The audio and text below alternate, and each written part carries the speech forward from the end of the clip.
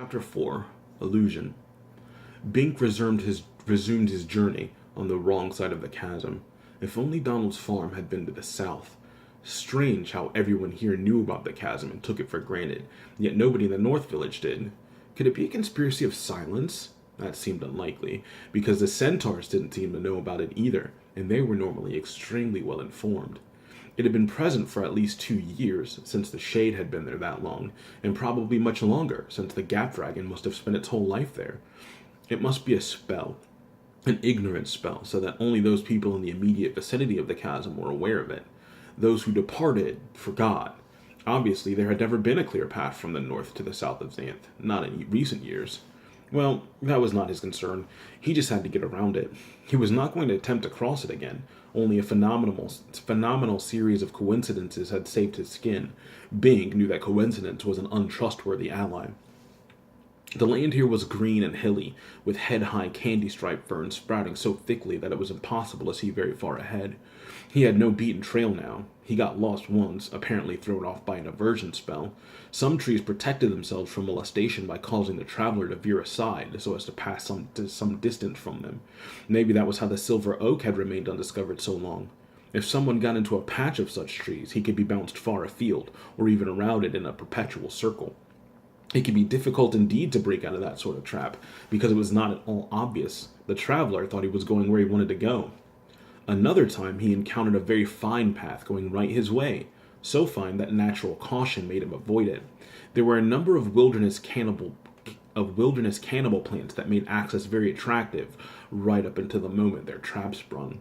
Thus, it was 3 days before he made significant progress, but he remained in good form, apart from his cold. He found a few nosegays that helped clean his nose and a pillbox bush with headache pills.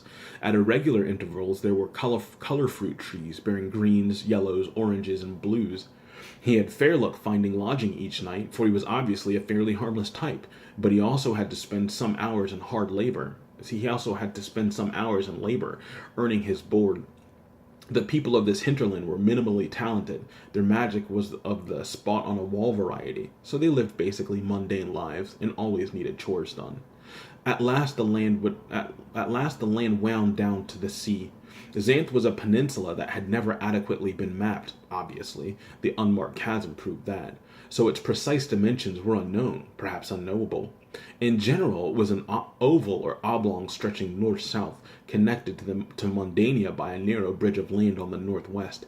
Probably it had been an island at one time, and so evolved its distinct type of existence, free of the interference of the outside world. Now the shield had restored that isolation, cutting off the land bridge by its curtain of death and wiping out the personnel of invading ships. If that weren't enough, there was said to be a number of ferocious sea monsters offshore. No, Mundania did not intrude anymore. Bink hoped the sea would permit him to get around the chasm. The Gap Dragon probably could not swim, and the sea monsters should not come too close to land. There should be a narrow section where neither dragon nor sea monster prevailed. Maybe a beach he could walk across, plunging into the water if the terror of the chasm charged, and onto land if magic threatened from the sea. There it was, a beautiful thread of white sand stretching from one side of the chasm to the other. No monsters were in sight. He could hardly believe his luck, but he acted before it could change. Bink hit the beach running. For 10 paces, everything was fine. Then his foot came down on water, and he fell into the brine. The beach was illusion. He had fallen for a most elementary trap. What better way for a sea monster to catch its prey than a vanishing beach converted to deep water? Bink stroked for the real shoreline, which he now saw was a rocky waste upon which the waves broke and spumed. Not a safe landing at all, but his only choice. He could not go back on the beach he had come along. It no longer seemed to exist, even in illusion. Either he had somehow been borne across the water, or he had been swimming without knowing it. Either way, it was not magic he cared to get tangled up in again. Better to know exactly where he was. Something cold and flat and immensely powerful coiled around one ankle. Bink had lost his staff while the Gap Dragon ran him down, and had not yet cut a new one. All he had was his hunting knife. It was a punny resource against a sea monster, but he had to try. He drew the knife from its sheath, held his breath, and lashed in the vicinity of his ankle. What held him felt like leather. He had to saw at it to sever it. The monsters were tough all over. Something huge and murky loomed at him under the water, reeling of the tongue he sawed at. Yard-long teeth flashed as the giant jaws opened. Bink lost what little nerve he had left. He screamed. His head was under water. The scream was a disaster. Water rushed into his mouth, his throat. Firm hands were pressing his back rhythmically, forcing the water out, the air in. Bink choked and hacked and coughed. He had been rescued. I'm okay, he gasped. The hands eased off. Bink sat up, blinking. He was on a small yacht. The sails were of brightly colored silk, the deck of polished mahogany, the mast was gold. Gold? Gold plate, maybe. Solid gold would have been so heavy as to overbalance the ship. Belatedly, he looked at his rescuer, and was amazed again. She was a queen. At least, she looked like a queen. She wore a platinum crownlet and a richly embroidered robe, and she was beautiful.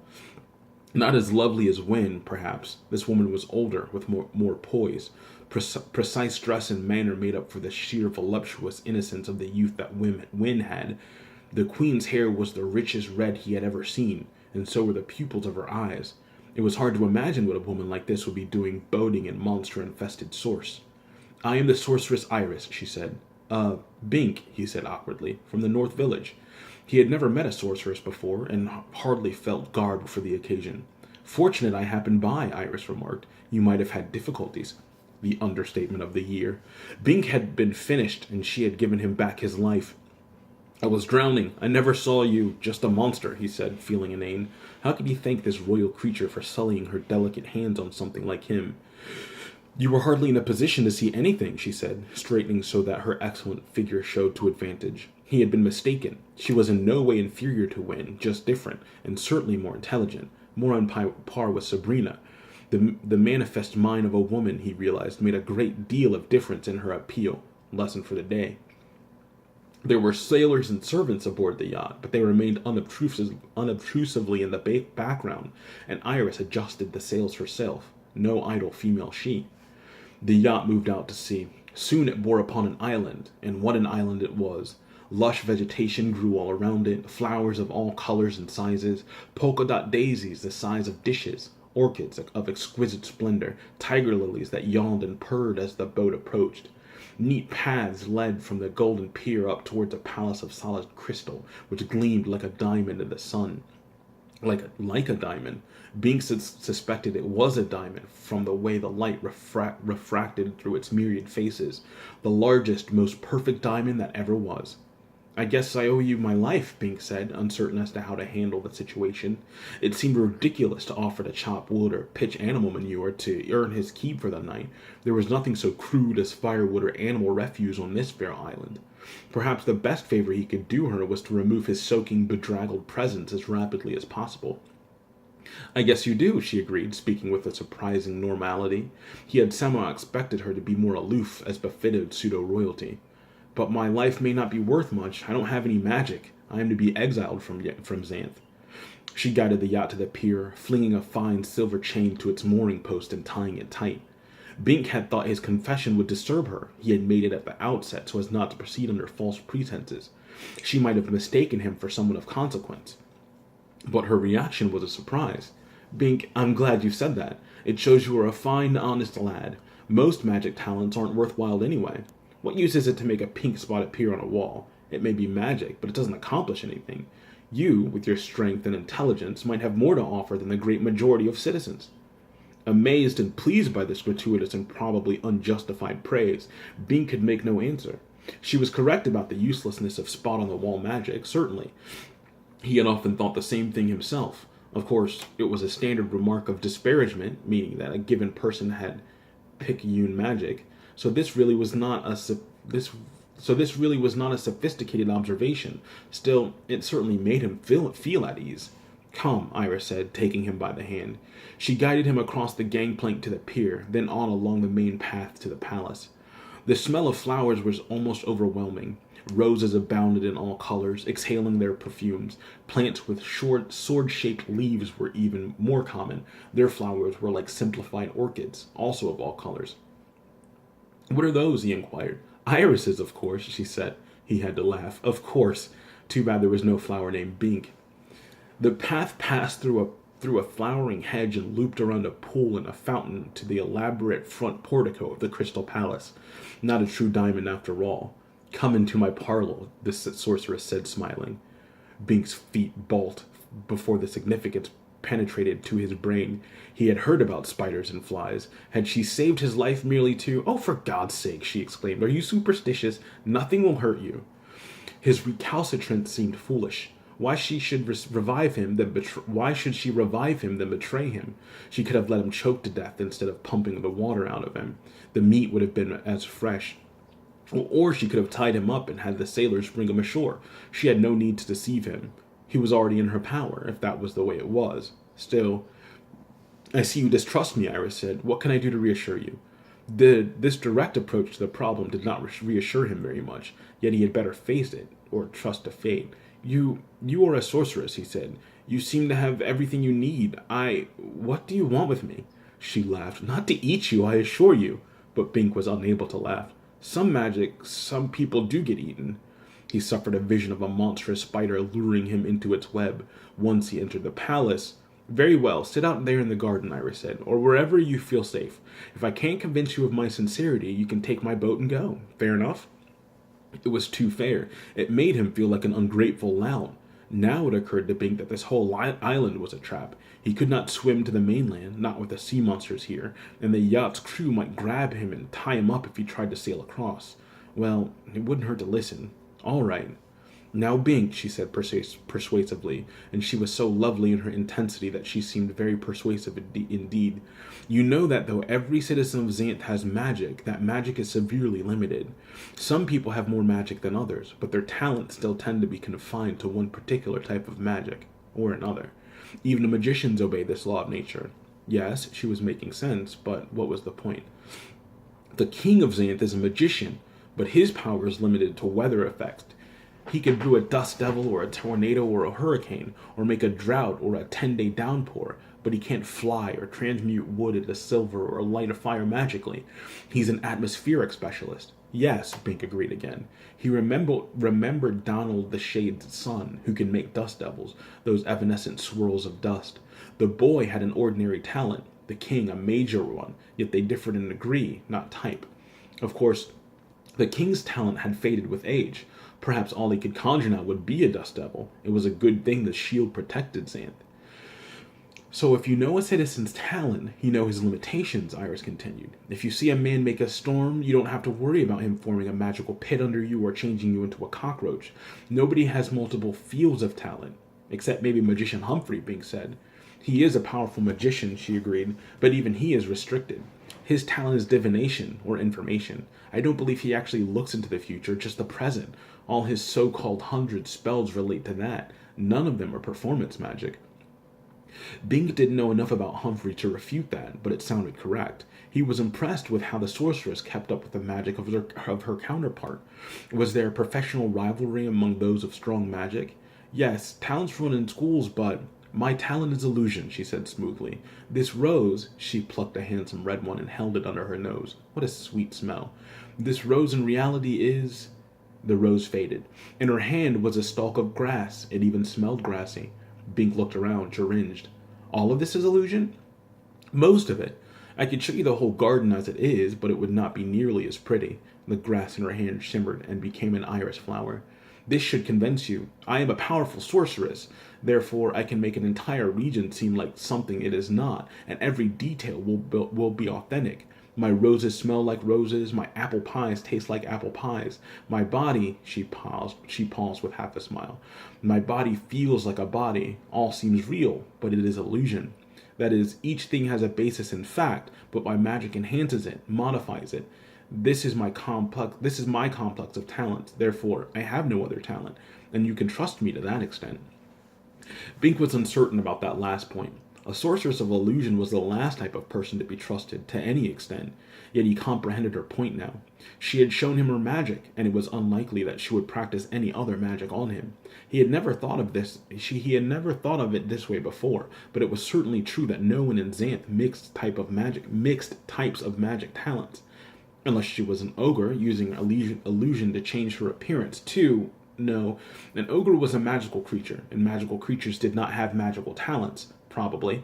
Their talents were their existence, so centaurs, dragons, and ogres always seemed like what they were, unless some natural person, animal, or plant changed them. He had to believe that. It was possible that Iris was in collusion with an ogre, but unlikely, for ogres were notoriously impatient and tended to consume whatever they could get a hold of, regardless of the consequence. Iris herself would have been eaten by this time. Okay, I trust you, Bing said dubiously. Good. Come into my palace and I will tend to all of your needs. That was unlikely.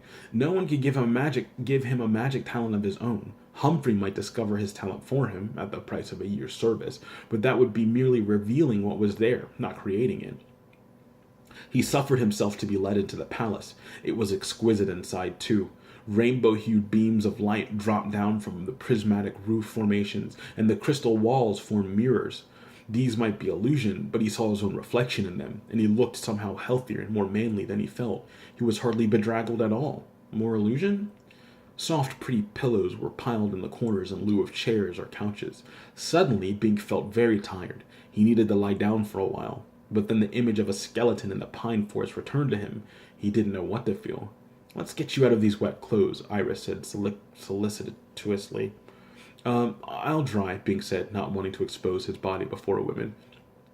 Do you think I want my cushions ruined? She demanded with a housewifely concern. You are floundering in salt water. You've got to rinse the salt off before you start itching. Go into the bathroom and change. There is a dry uniform awaiting you. A uniform awaiting him? As though she had been expecting him? What could that mean? Reluctantly, Bink went. The bathroom was, appropriately, palatial. The tub was like a small swimming pool, and the commode was an elegant affair of the type the mundanes were said to employ. He watched the water circle around the bowl and drain out into a pipe below, disappearing as if by magic. He was fascinated. There was also a shower, a spray of water, like rain, emerged from an... There was also a shower. A spray of water, like rain, emerged from an elevated nozzle, rinsing him off. That was sort of fun, though he was not sure he would want it as a regular thing. There must be a big tank of water upstairs somewhere to provide the pressure for such devices. He dried with a plush towel embroidered with the images of irises. The clothing was hung on a rack behind the door, a princely robe and knickers. Knickers? Oh well, they were dry, and no one would see him here in the palace. He donned the uniform and stepped into the ornate sandals awaiting him. He strapped his hunting knife on, concealing it beneath the overhang of the robe. Now he felt better, but his cold was developing apace. His sore throat had given way to a runny nose. He had thought this was merely aggravation by the salt water he had taken in, but now he was dry, and it was apparent that his nose needed no external supply of fluid. He didn't want to sniff overtly, but he had no handkerchief. Are you hungry? Iris asked solicitously as he emerged. I will fetch you a banquet. Bink certainly was hungry, for he had eaten only sparingly from his pack since starting along the chasm, depending on foraging along the way.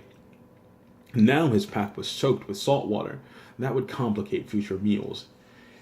He lay half buried in cushions, his nose tilted back so that it wouldn't dribble forward, surreptitiously mopping it with the corner of the pillow when he had to. He snoozed a bit while she puttered in the kitchen. Now that he knew this was all illusion, he realized why she did so much menial work herself. The sailors and gardeners were part of the illusion. Iris lived alone, so she had to do her own cooking. Illusion might make for fine appearance, texture, and taste, but it would not prevent her from starving. Why didn't Iris marry or exchange her services for competent help? Much magic was useless for practical matters, but her magic was extraordinary. Anyone could live in a crystal palace if he lived with this sorceress. Bink was sure many people would like that. Appearance was often more important than substance anyway. And if she could make ordinary potatoes taste like a banquet and medicine taste like candy, oh yes, it was a remarkable talent. It was a marketable talent. Iris returned, bearing a steaming platter.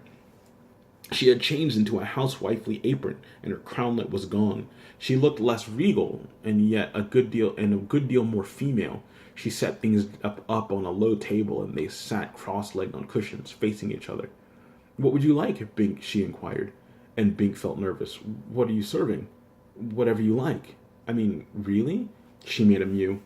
If you must know, boiled rice. I have 100-pound bag of this stuff I have to use up before the rats catch on to the illusionary cat I have guarding it and shoot into it. I could make droppings taste like caviar, of course, but I'd rather not have to. But you can have anything you want, anything at all. She took a deep breath. So it seemed, and it occurred to Bink that she was not restricting it to food. No doubt she got pretty lonely here on her own. And she took a deep breath, yeah. So it seemed, and it occurred to Bink that she was not restricting it to food. No doubt she got pretty lonely here on her island and welcome company. The local farmers probably shunned her, their wives would see to that, and monsters weren't very sociable. Dragon steak, he said, with hot sauce. The man is bold, she murmured, lifting the silver cover. The rich aroma wafted out, and there lay 2 broiled dragon steaks steeped in hot sauce. She served one expertly onto Bink's plate, and the other onto her own. Dubiously, Bink cut off a piece and put it in his mouth. It was the finest dragon steak he had ever tasted, which was not saying much since dragons were very difficult prey. He had eaten it only twice before. It was a truism that many more people were eaten by dragons than dragons eaten by people, and the sauce he had to grab for the glass of wine she had poured for him to quench the heat, but it was a delicious burn, converting to flavor. Still, he doubted. Would you mind? She grimaced. Only for a moment, she said. The steak dissolved into a dull boiled rice, then back into dragon meat. Thanks, Bing said. It's still a bit hard to believe. More wine? Is it intoxicating? No, unfortunately. You could drink it all day and never feel it unless your own imagination made you dizzy. Glad to hear it. He accepted the elegant glass of sparkling fluid as she refilled and sipped. He had gulped down the first too fast to taste it. Maybe it was actually water, but it seemed to be perfect blue wine, the kind specified for dragon meat, full-bodied and delicately flavored, much like the sorceress herself. For dessert, they had home-baked chocolate chip cookies, slightly burned. That last touch made it so realistic that he was hard put to preserve his disbelief. She obviously knew something about cooking and baking, even an illusion. She cleared away the dishes and returned to join him on the cushions. Now she was in a low-cut evening gown, and he saw in more than adequate detail exactly how well she was formed. Of course, that too could be illusion, but if it felt the same as it looked, who would protest? Then his nose almost dripped onto the inviting gown, and he jerked his head up. He had been looking a mite too closely. Are you unhappy? Iris inquired sympathetically. No, my nose, it... Have a handkerchief, she said, proffering a lovely lace affair. Bink hated to use such a work of art. Bink hated to use such a work of art to honk his nose into, but it was better than using the pillows. Is there any work I can do before I go? He inquired uneasily. You are thinking too small, Iris said, leaning forward earnestly and inhaling deeply. Bink felt the flush rising along his neck. Sabrina seemed very far away, and she would have never dressed like this anyway. I told you, I have to go to the good magician Humphrey to find my magic or be exiled. I don't really think I have any magic, so I could arrange for you to stay regardless, she said, nudging closer. She was definitely making a play for him, but why would such an intelligent, talented woman be interested in a nobody like him? Bink mopped his nose again, a nobody with a cold. Her appearance might be greatly enhanced by illusion, but mind and talent were obviously genuine. She should have no need for him, for anything. You could perform magic that everyone would see, she continued in that dismayingly persuasive way of hers, nudging up against him. She certainly felt real, most provocatively so. I could fashion an illusion of performance that no one could penetrate. He wished she hadn't said that while touching him so intimately. I can do my magic from a distance, too, so there would be no way to tell I was involved. But that is the least of it. I can bring you wealth and power and comfort, all genuine, non-elusive. I can give you beauty and love, all that you might desire as a citizen of Xanth. Bink grew more suspicious. What was she leading up to? I have a fiancé. Even that, Iris agreed. I am not a jealous woman. You could have her as a concubine, provided you were circumspect. As a concubine, Bink exploded. She was unshaken. Because you would be married to me. Bink stared at her aghast. Why should you want to marry a man with no magic? So I could be Queen of Xanth, she said evenly. Queen of Xanth? You'd have to marry the king. Precisely. But one of the quaint, archaic laws and customs of Xanth is that the nominal ruler must be male. Thus, some perfectly capable magical females have been eliminated from consideration. Now, the present king is old, senile, and without heir. It is time for a queen, but first there must be a new king. That king could be you. Me? I have no knowledge of governing. Yes, you would naturally leave the dull details of government to me. Now, at last, it was coming clear. Iris wanted power. All she needed was a suitable figurehead to get herself installed, one sufficiently talentless and naive to be readily managed, so he would never get delusions of actually being king. If he cooperated with her, he would be dependent on her, but it was a fair offer. It provided a viable alternative to exile, regardless of the state of his own magic. This was the first time he had seen his magic infirmity as a potential asset. Iris did not want an independent man or legitimate citizen. She would have no lasting hold on that kind of person. She needed a magic cripple like him, because without her, he would be nothing, not even a citizen. That diminished the romantic aspect considerably. Reality always did seem to be less enticing than illusion. Yet, his alternative was to plunge back into the wilderness on a mission he was suspected was futile. His luck was already considerably overextended. His chances of even making it as far as the castle of the magician Humphrey were not ideal, since now he had to trek through the fringe of the central wilderness. He would be a fool not to accept the offer of the sorceress. Iris was watching him intently. As he looked back at her, her gown flickered, becoming transparent. Illusion or not, it was a breathtaking sight. And what difference did it make if this flesh only seemed real? He had no doubt now of what she was offering on the immediate personal level. She would be glad to prove how good she could make it, as she had with the meal, because she needed his willing cooperation. Really, it made sense. He could have citizenship in Sabrina, since obviously the Sorceress Queen would never betray that aspect. Sabrina. How would she feel about that arrangement? He knew. She would not buy it. Not for anything, not for an instant. Sabrina was very straight-laced about certain things, very proper in forms. No, he said aloud. Iris's gown snapped opaque. No! Suddenly she sounded like when he had told that idiot girl that she could not accompany him. I don't want to be king. Now Iris's voice was controlled, soft. You don't think I can do it? I rather think you can, but it's not my sort of thing. What is your sort of thing, Bink? I just want to be on my way. You want to be on your way, she repeated with great control. Why? My fiancée wouldn't like it She wouldn't like it. Iris was working up a substantial heat of steam, like the Gap Dragon. What does she offer you that I cannot better 100-fold? Well, self-respect, for one thing, Bink said. She wants me for myself, not to use me. Nonsense. All women are the same inside. They differ only in appearance and talent. They all use men. Maybe so. I'm sure you know more about that thing than I do, but I have to be going now. Iris reached out a soft hand to restrain him. Her gown disappeared entirely. Why not stay the night? See what I can do for you. If you still want to go in the morning, Bink shook his head. I'm sure you can convince me overnight, so I have to go now. Such candor, she exclaimed ruefully. I could give you an experience like none you have imagined. In her artful nudity, she had already stimulated his imagination far more than was comfortable, but he steeled himself. You can never give me back my integrity. You idiot, she screamed with a startling shift of attitude. I should have left you to the sea monsters. They were illusions too, he said. You set up the whole thing to make me beholden to you.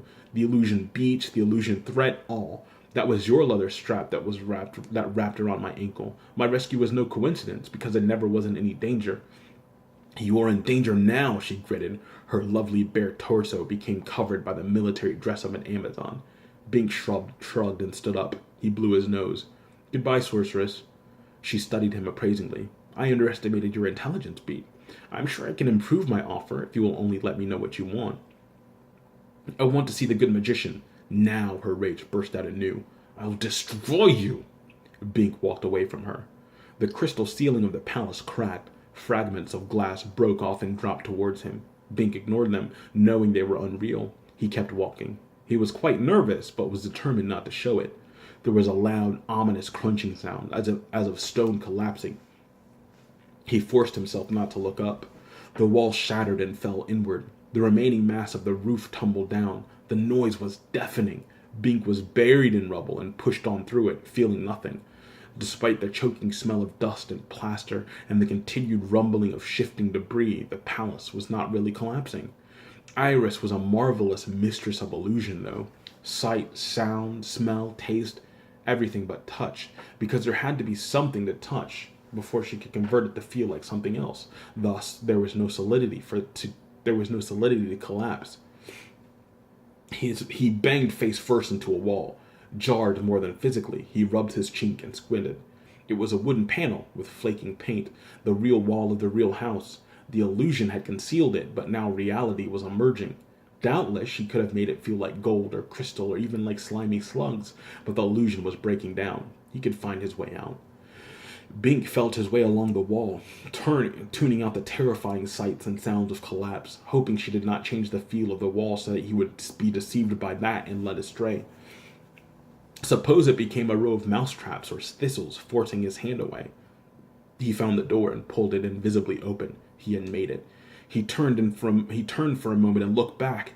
There was Iris, standing in the splendor of her female fury.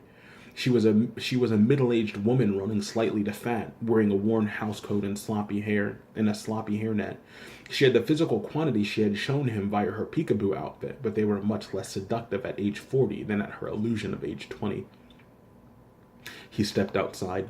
Lightning flared and thunder cracked, making him jump, but he reminded himself that Iris was mistress of illusion, not weather, and walked out into it.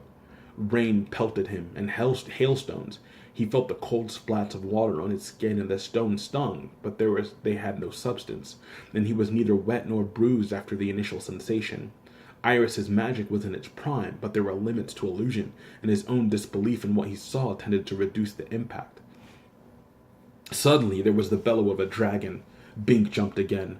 A fire-belching winged beast was bearing down on him, not a mere steamer like the Gaff Dragon, but a genuine flamer. Seemingly genuine. Was it real or illusion? Surely the latter, but he could not take the chance.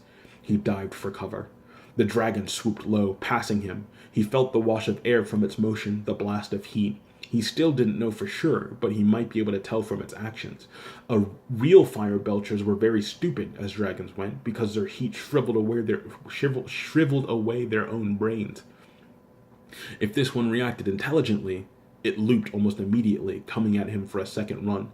Bink made a feint to the right, then scooted left. The dragon was not fooled. It zeroed right in on him. That was the intellect of the sorceress, not the animal. Bink's heart was thudding, but he forced himself to stand upright and still, facing the menace as it came. He lifted one finger in an obscene gesture at it. The dragon opened its jaws, blowing out a tremendous cloud of fire and smoke that enveloped Bink, singeing the hair of his body and leaving him untouched.